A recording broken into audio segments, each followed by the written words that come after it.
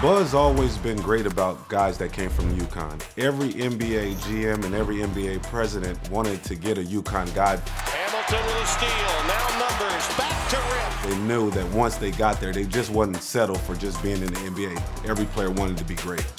Hamilton left open after Brand went for the steal, and a three gives him the 5-point lead. And UConn has won the national championship. After winning the national championship, I remember going to Coach Calhoun and telling him I didn't want to leave school.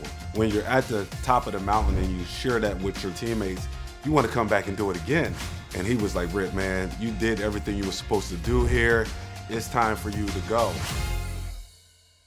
He is a scoring machine. He really is. I always felt as though, especially after we won the national championship, I had a great opportunity to go lottery. Any guy you was working out with, you competed against during that national championship run. So you felt like you were the best of the best. Yeah, I don't see no competition. I don't see no competition. And that was my big thing, regardless if it was the number 1 pick or the number 12 pick. As long as I'm in the lottery, I accomplished one of my dreams.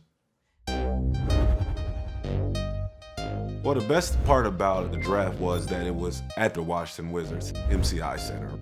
The Washington Wizards had the number 7 pick, and I was like, hey, I want to go to Washington because it was 2 hours away from Coatesville, Pennsylvania, and I knew my friends and my family could get to the game without getting on the airplane.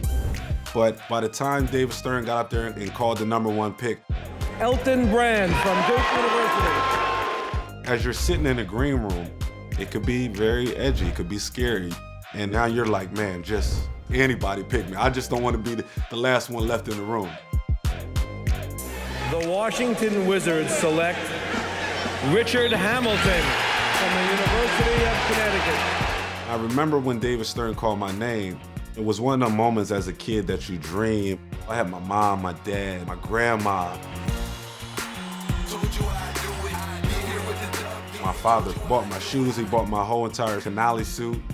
It was like passing me the baton. Like now it's your job to make sure the family is cool. They seem to like it here at the MCI Center. I got a standing ovation. That was a huge blessing for me, knowing that the hometown fans appreciated my game.